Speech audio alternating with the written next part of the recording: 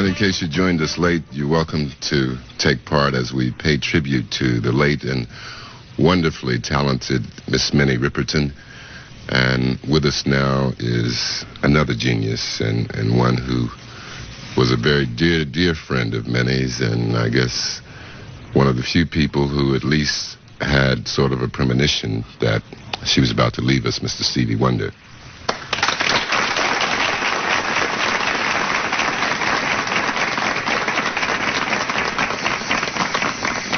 Arena. How you feeling? Fine. Good. How about you? Okay. Thanks for joining us, and I know that you and Minnie were not only just friends, but you made a lot of music together. Mm-hmm. And that started back when? Well, the first thing that I worked with her on was in 1971. Well, I met her in 71, and in 1974, latter part of 73, going into 74, I again met her and her husband, Dick, and we became very good friends. They did tell me that they were looking for a deal at that particular time, and they said that they wanted for me to produce the album. Of course, it was my honor to do that because I was a great fan of hers ever since I had heard her voice on With the Rotary Connection, and then I had the pleasure of listening to the first album that she did, Come Into My Garden. Fell in love with it right then. Forget it. A lot of folks probably aren't aware that you produced the Perfect Angel album under the name of El Toro Negro, which is not really a fictitious name. It's the name of one of your companies. In English, it means Black Bull. We basically didn't really produce. I assisted them as best I could, and we did write a few songs on the album. I did Take a Little Trip in Your Mind, co-written by Yvonne Wright and myself, and Perfect Angel, which was the title of the album. Mm-hmm. Steve, how would you describe Minnie's talent? She's a very talented woman.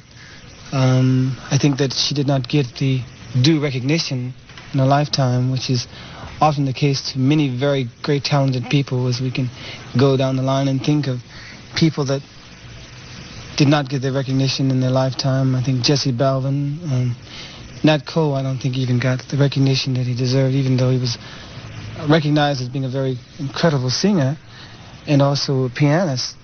Still did not. The same for Minnie.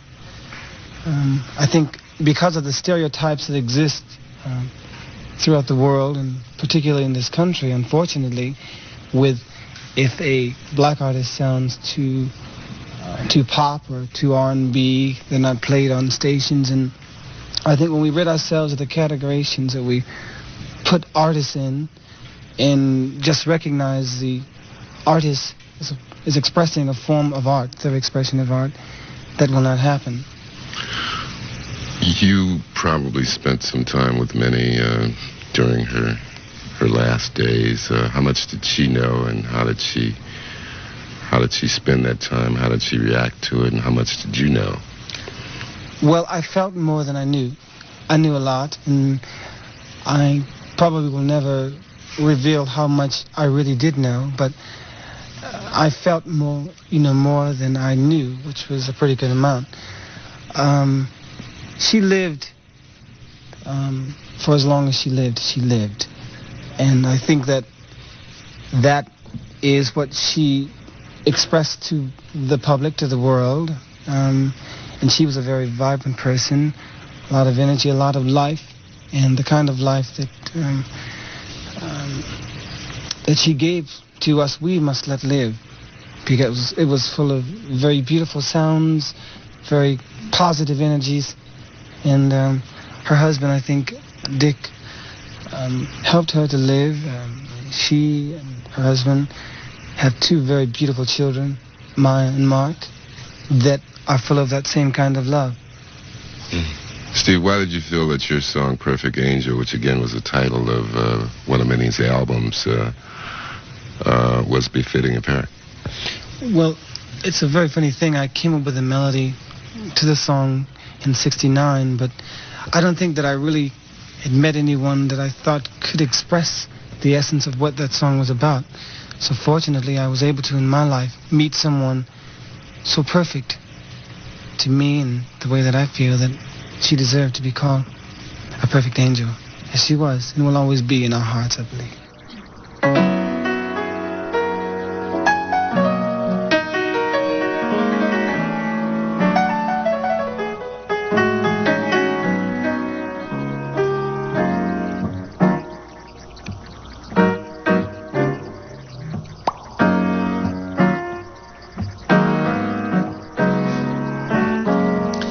What we're making is history,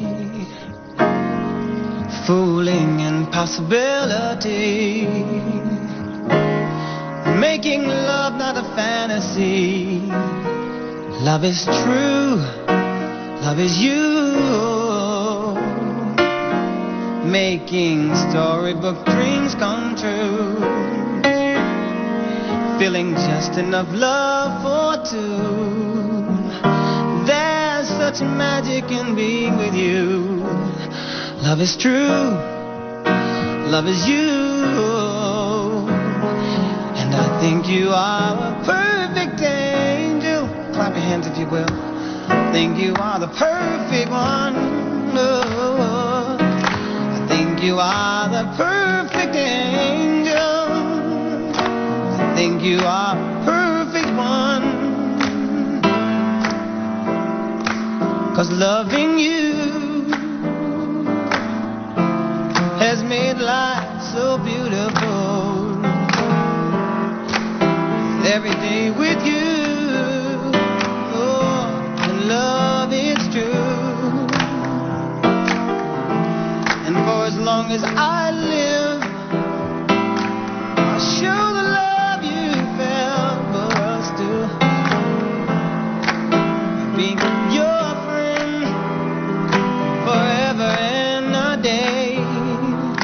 Whoa, la la la la la, la la la la la, la la la la la la la, do do do do. I used to do this around Minnie. I would say, because I can't hit that high note.